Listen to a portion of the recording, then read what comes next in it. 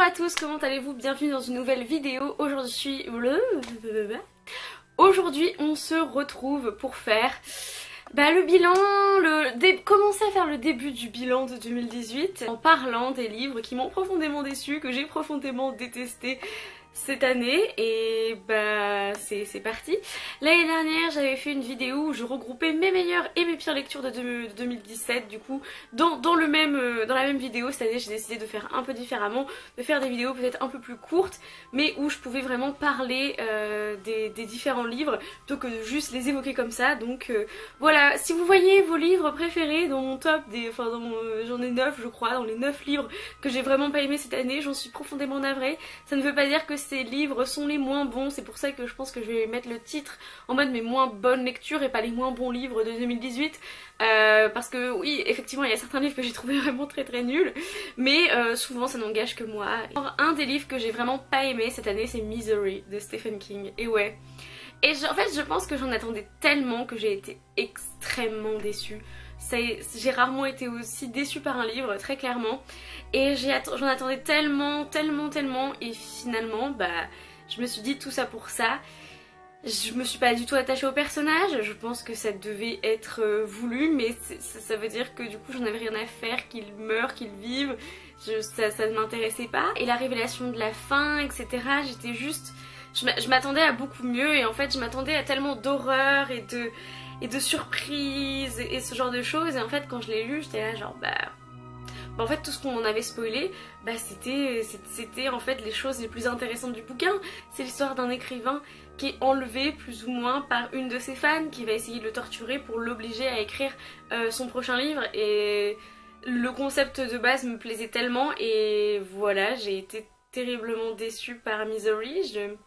Ça n'a pas été une bonne lecture, c'est tout. Mais je sais que voilà, j'aime beaucoup Stephen King en dehors de ça, hein. Mais là pour l'instant j'ai lu Carrie et Misery que j'ai pas vraiment aimé. Et dans ceux que j'ai bien aimé, il y a Marche ou Crève, et je regarde, non il est là-bas maintenant, et il y a ça. Donc voilà, pour l'instant c'est très mitigé Stephen King. Le deuxième livre dont j'ai envie de vous parler, il s'agit du tome 3 de Endgame que j'ai lu en lecture commune avec Maud au mois de février. Et alors... déjà le tome 2 j'avais moins accroché, mais quand même. Mais alors ce tome 3, je trouvais qu'il était vraiment très nul. Je me souviens, en fait je me souviens de l'avoir profondément détesté, que ça a été une lecture très désagréable, très compliquée aussi. Et de m'en être à moitié voulu, d'avoir pris du temps de lecture que j'avais pas tant que ça en Erasmus pour lire une telle bouse en fait. Parce que très clairement la fin de ce tome, fin de cette saga, la fin de cette trilogie, mais pourquoi? Enfin, je trouve qu'au fur et à mesure on nous enlève tous les personnages auxquels on pourrait s'attacher, et on finit avec juste les gros connards de personnages dont on se fout complètement, et des personnages principaux, certains qu'on retrouve pas, enfin qui ont changé au fur et à mesure des tomes, qu'on retrouve plus comme avant. Et honnêtement, ça m'a pas du tout touchée, et j'ai vraiment détesté quoi. Ensuite, le troisième que j'ai marqué, c'est pas dans l'ordre dans lequel je les ai lus, mais c'est A Reaper at the Gates. Et du coup c'est le tome 3 de la saga Une Bresse sous la cendre de Sabataïr. Et alors, je l'ai mis dans les livres que j'ai le plus détesté. Vous allez me dire c'est injuste parce que t'es juste allé jusqu'à la moitié du bouquin. Ouais, j'ai lu que 50% et ça m'a suffi à le détester. Et ensuite j'ai regardé des reviews spoilantes, et je me suis dit bah oui, heureusement que j'ai pas lu la suite, parce qu'en fait ça aurait été encore pire et j'aurais encore plus détesté cette saga. Donc j'ai beaucoup aimé le tome 1, j'ai détesté le tome 2 et j'ai détesté le tome 3. Donc voilà, je ne sais pas quoi vous dire, à part que je me fiche complètement de ce qui arrive au personnage, et donc c'est compliqué parce que pour moi il n'y a pas l'écriture qui vient supporter ça, il n'y a pas un soutien d'une mythologie qui m'intéresse profondément. Et donc j'arrive pas à passer au-dessus de tous les défauts que je trouve. Il y a des défauts qui sont très communs à plusieurs livres de young adult et voire de fantasy young adult qu'on retrouve dans beaucoup de livres, mais dans les autres livres il y a des choses qui me font que je passe au-dessus de choses qui me gênent, et là j'y arrive pas en fait. Il y a juste un personnage qui m'intéresse vraiment, qui est le personnage d'Hélène, et à chaque fois je regarde les reviews spoilantes pour savoir ce qui lui arrive, et je suis là genre... tant qu'elle est encore vivante, ça me va. Je me rends compte que la plupart des livres qui m'ont déçue sont des young adult, voire des fantasy young adult. Donc je pense que c'est assez important de le souligner. Mais alors le quatrième c'est Beyond a Darkened Shore de Jessica Henley. Je ne sais plus du tout son nom de famille.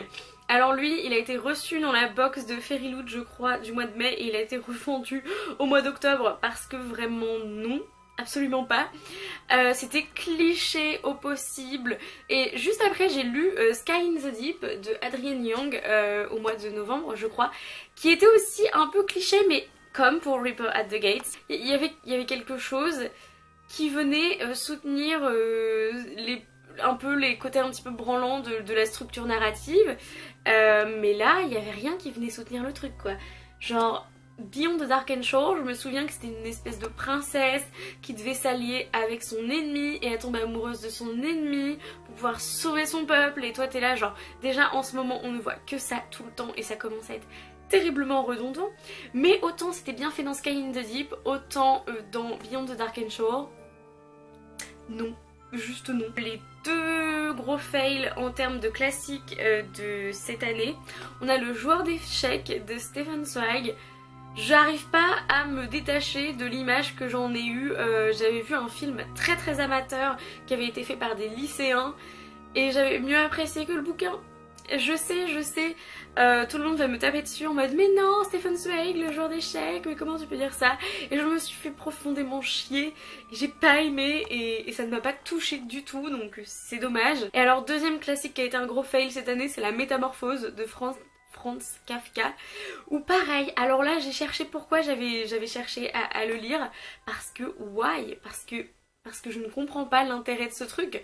J'ai lu ensuite des théories un peu académiques qui venaient étayer, vraiment enrichir ma lecture, mais c'est le genre de livre, c'est bien d'en parler, c'est bien de l'étudier même, mais c'est super chiant à lire et ça me gêne d'avoir des expériences de lecture aussi mauvaises pour des trucs qui sont censés être bien, tout le monde l'encense et je me dis je vais aimer le lire et en fait non, c'est intéressant à étudier mais à lire c'est clairement très chiant. Les trois derniers que j'ai à vous présenter, on a la suite d'une saga, d'une trilogie je crois que je ne finirai jamais, c'est la 5ème vague tome 2, donc The Infinite Sea, que j'ai lu cet été et où là on m'avait dit non, tiens-toi-en au premier tome, à la 5ème vague, que j'avais beaucoup aimé et j'avais beaucoup aimé le film aussi.